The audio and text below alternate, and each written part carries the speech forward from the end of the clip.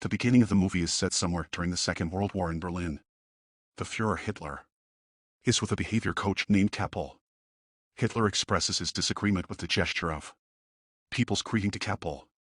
He complains that though the Nazi salute is out-fashioned, people need to at least raise their hands up to the wrist and show respect.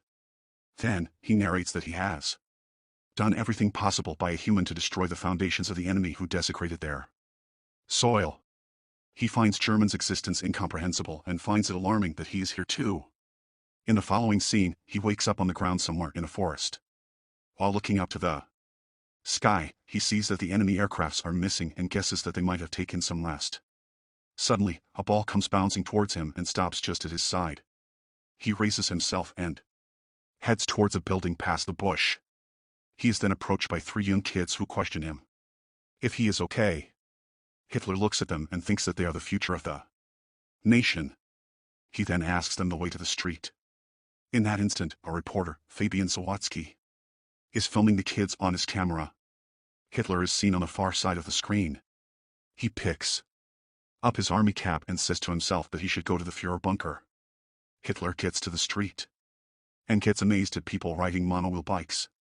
He finds people capturing him in their camera and expresses that though the rubble went, people have gone mad.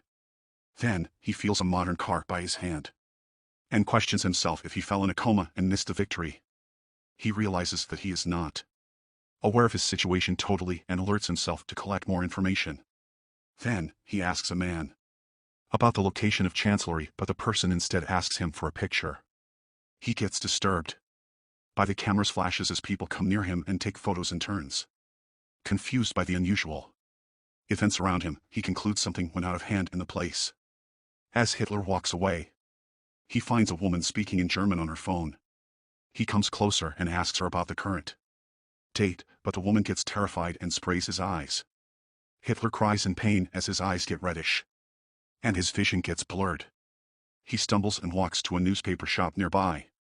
He gets shocked to see the date October 3, 2014, written on the paper and falls to the ground at once. Somewhere else, the boss of a TV station, Karner, praises Mr. Christoph Sensenbrink for his excellent job as the deputy's head. He proposes a higher solution but instead announces another worker named Miss Katia Bellini as the managing director.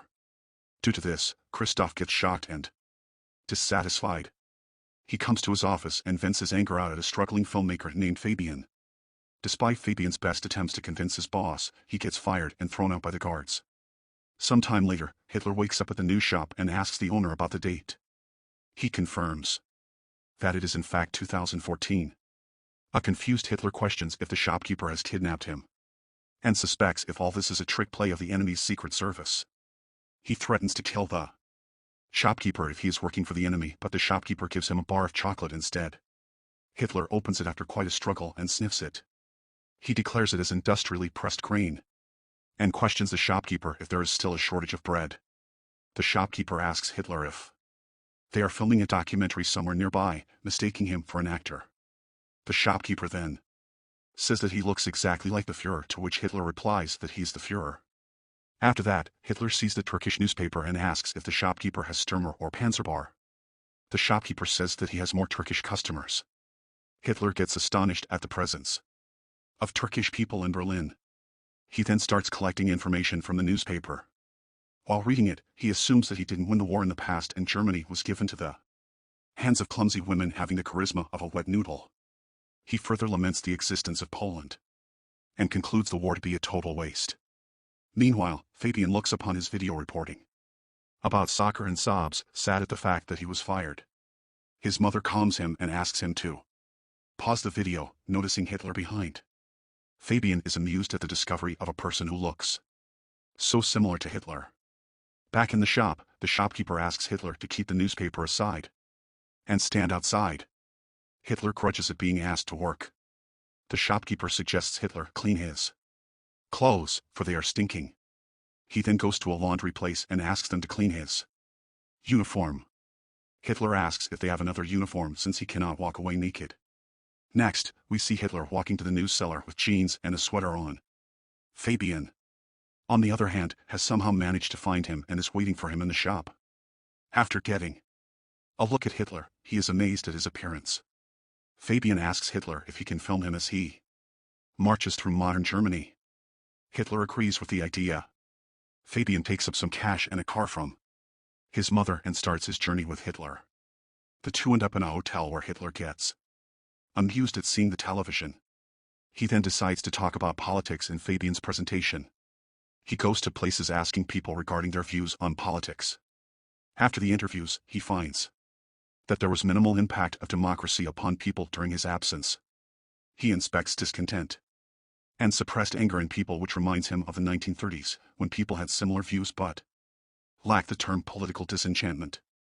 People tell Hitler about the problem of immigrants in the country, making Hitler push his idea that mixing the races doesn't work. Later, Fabian asks Hitler the source of his unique mustache.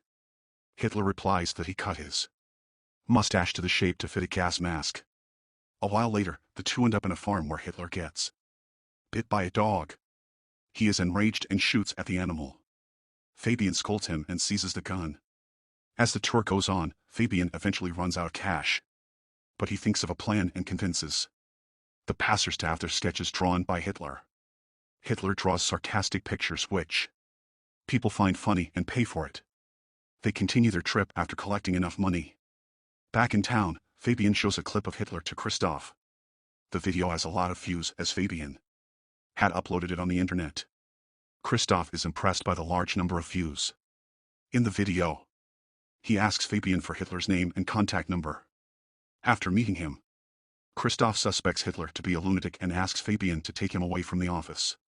Before leaving, Hitler enters the director's office and asks her to save Germany together with him. Interested at the idea, Bellini asks him about the plan. She quickly asks her assistant to prepare a proper TV format for broadcasting the Führer on listening to Hitler's idea.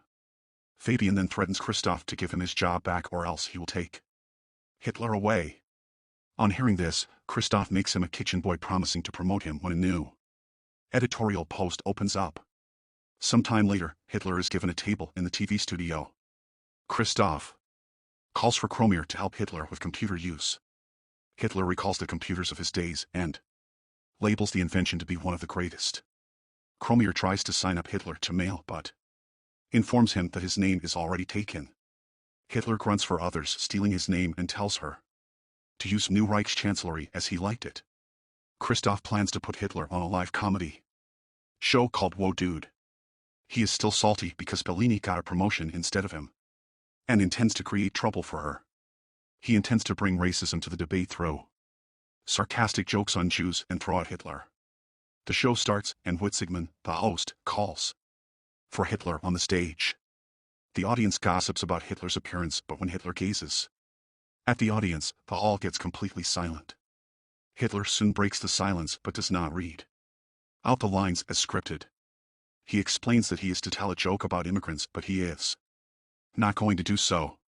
He says that a TV is a great invention of the human, but the shows broadcasted are nonsense.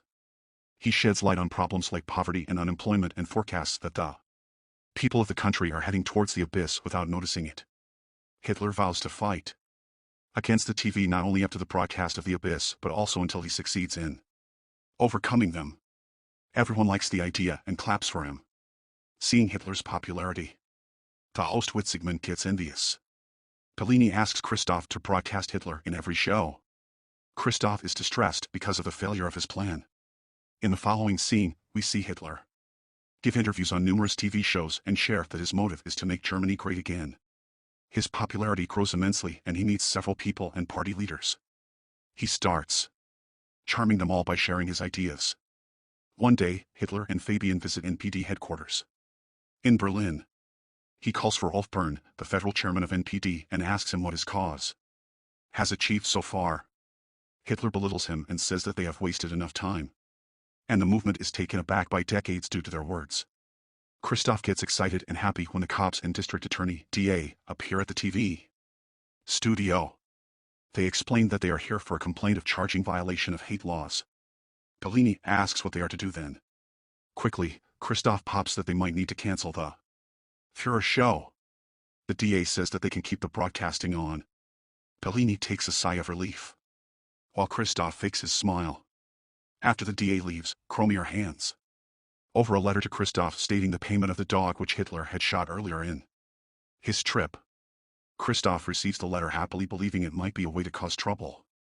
Next, Hitler is put to a TV program where he is asked direct questions about his different roles in the war.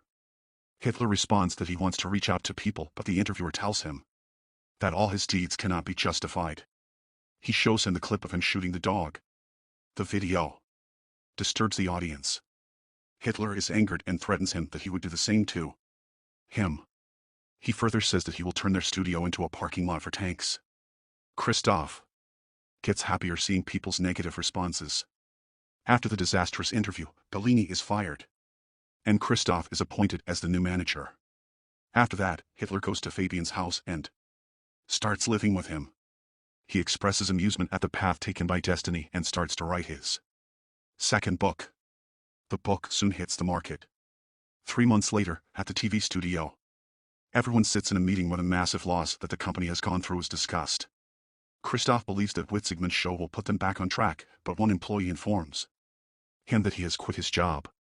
Christoph gets tensed and gets mad at the selected employees for losing the show. One of the staff suggests getting Hitler back, which interests Christoph.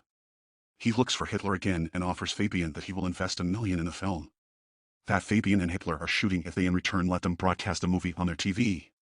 Hitler and Fabian come to Kromier's house where Kromier's grandmother identifies Hitler. She claims that Hitler gassed all the people up and killed them. She calls him a criminal and shouts him to get out. In the car, Hitler shares that he is surprised at Kromier being a Jew. He starts to belittle Jews, calling them less of humans. Fabian gets disappointed at Hitler's actions and his words. Back in the set, Fabian gets Hitler to replay how he got to the place. He asks Hitler what happened before the ball came rolling to him in the woods, but Hitler cannot remember it. Later at night, he walks out of the set and is surrounded by some thugs. They call him the reason to take Germany back and give him a hard blow on his face. As Hitler opens his eyes, he finds himself in a hospital in front of Bellini. At the same time, Fabian looks over the footage of the video he captured about the boys and soccer. He looks closely at it and finds Hitler rose from where he was lying.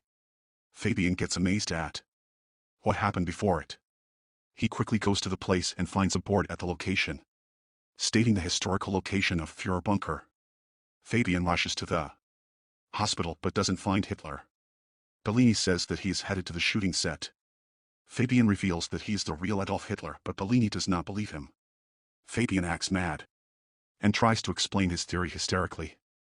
The guards try to catch him, but he flees. Fabian then reaches the set and aims a gun at Hitler.